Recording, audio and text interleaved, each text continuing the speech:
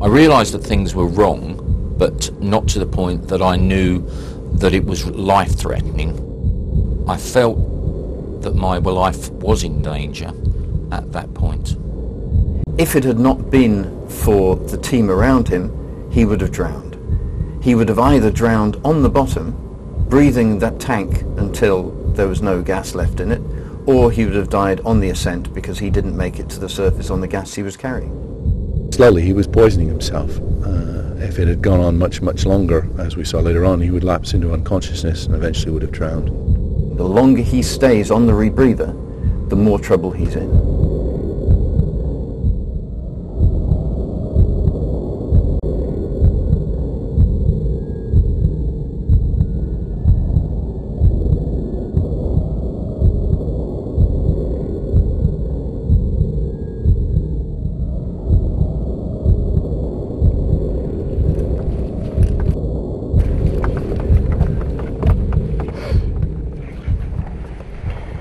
What you're about to see is rare footage taken during an actual diving emergency.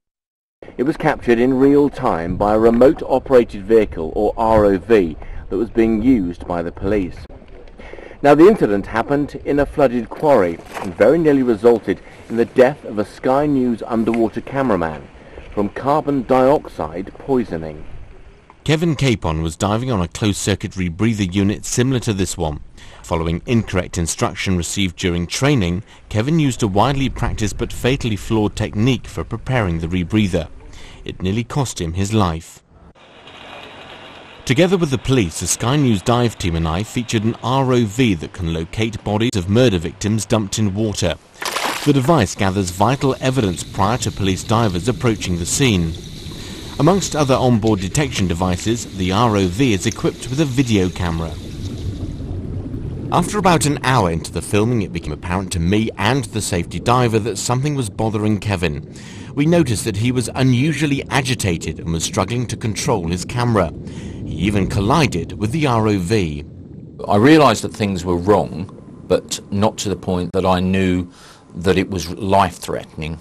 Having held onto the boat, I obviously realised that my breathing rate was now going through the roof, and I was feeling particularly uncomfortable, and in all honesty, that was the point where I probably felt that I don't want to be in this situation anymore.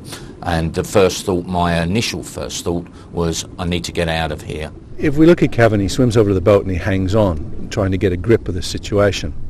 And he's obviously concerned and agitated. He then bails out and he goes on to open circuit. You'll notice that his ventilation rate is extremely high.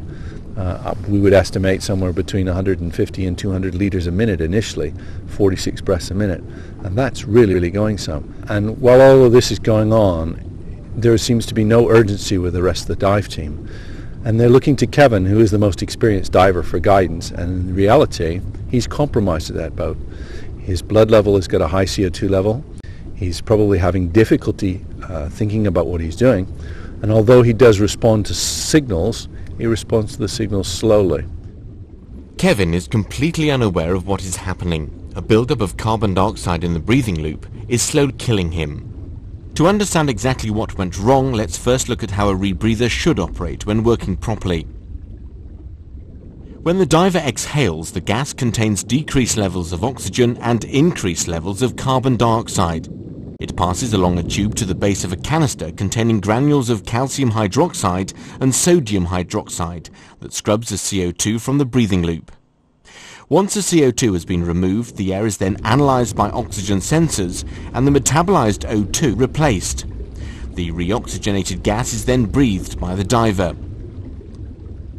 Back at the flooded quarry, and Kevin is in trouble because the chemical scrubber has failed to remove the carbon dioxide from the breathing loop.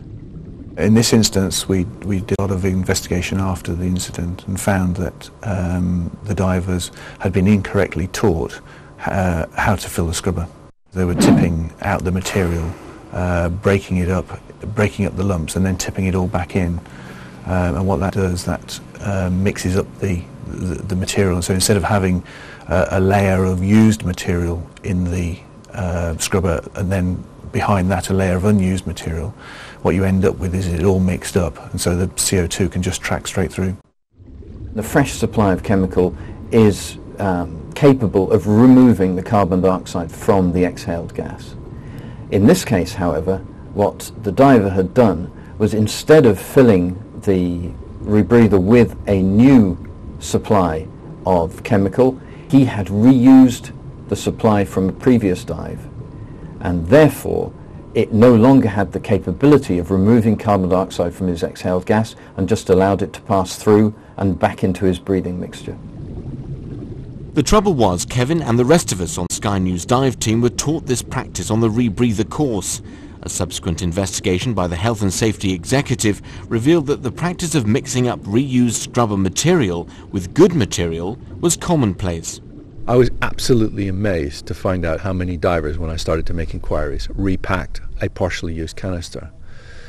When a canister is used, it's either emptied or left intact, but it should never be repacked.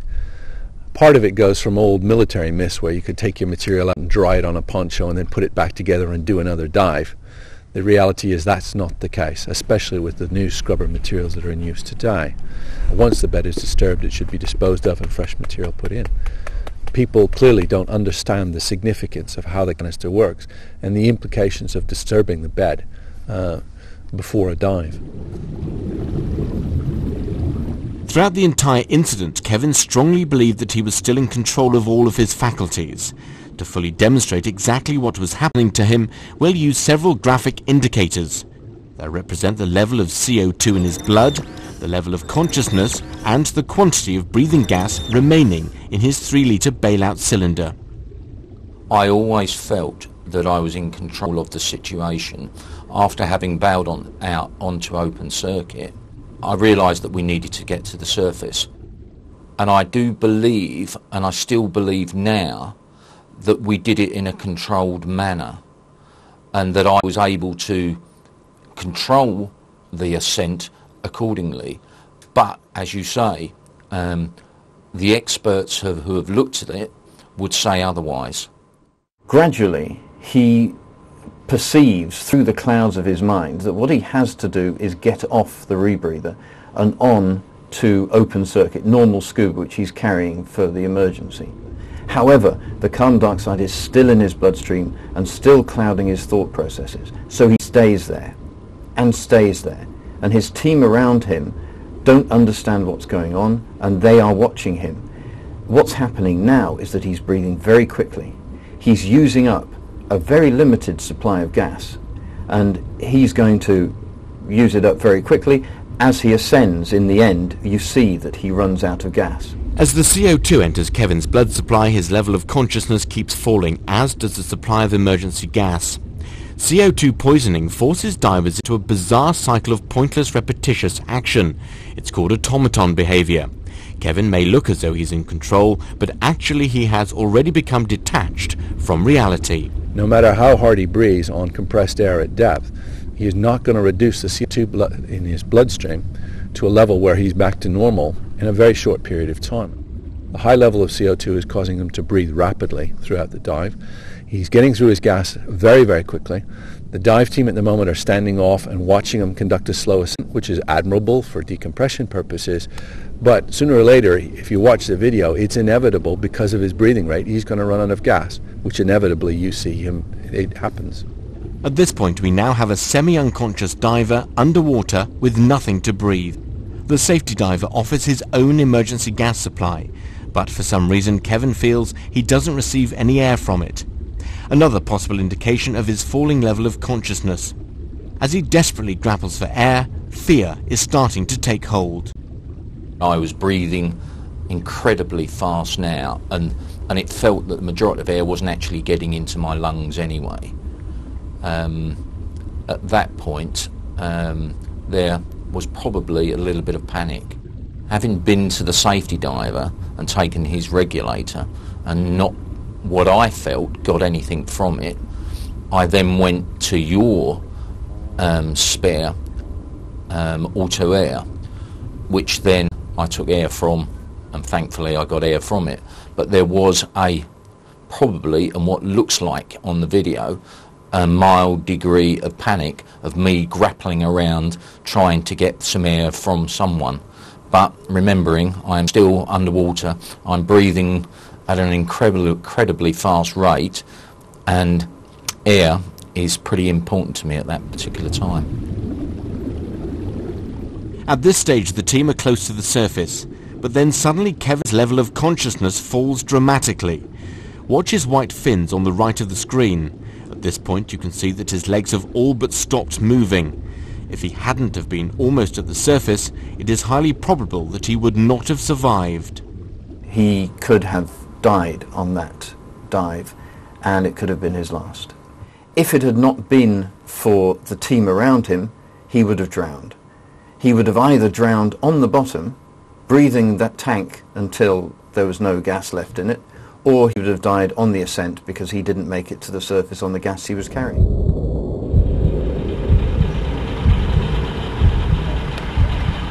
On the surface, but without any gas left in his 3-litre bailout cylinder, there is no way of inflating Kevin's buoyancy compensation device. Fortunately though, a police diver grabs him and he is able to pull him out of the water alive.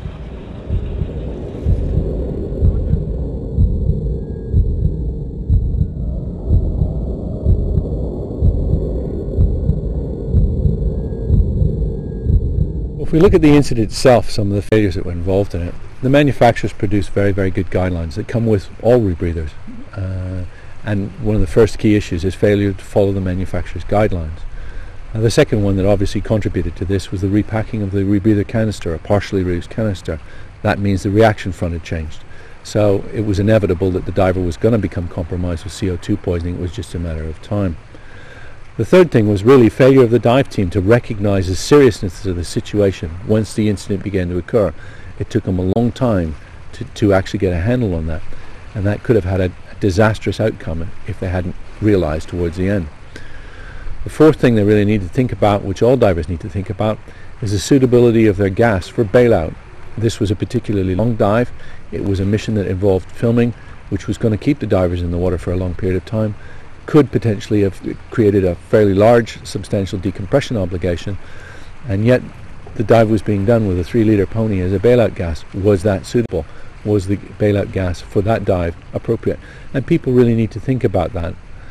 There was a huge lack of rebreather diving experience, and I know that the team after this incident have spent considerable hours on the rebreather, and we'd all now admit at the time the incident occurred they had very, very little experience on diving rebreather technology and had assumed that their scuba experience would carry on forward. It is a very, very different type of technology and requires a different set of skills, and I think they've now learned that as well.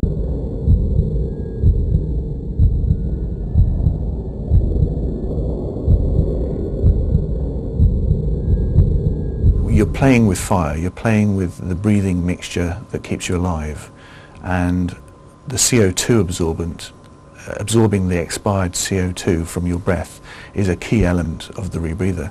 It's a very, very simple thing to do. It's simply absorbed by the softener lime, the mixture of calcium hydroxide, sodium hydroxide. Another area that people have problems with is they believe that you have to pack the scrubber, and the problem there is that people overpack. Now what we're dealing with is a very, very simple filter that the gas has got to pass through in order to remove the CO2. So what we want to do is just fill the scrubber up to a certain level. It's self-packing. It's got springs on the plate, on the pressure plate. So it's self-packing. All you have to do is literally just fill it to the right level and put the lid on.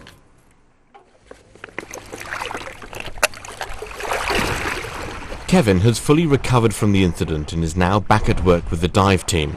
He would say that he always put safety first, but now he has even more respect for the closed-circuit rebreather on which his life depends.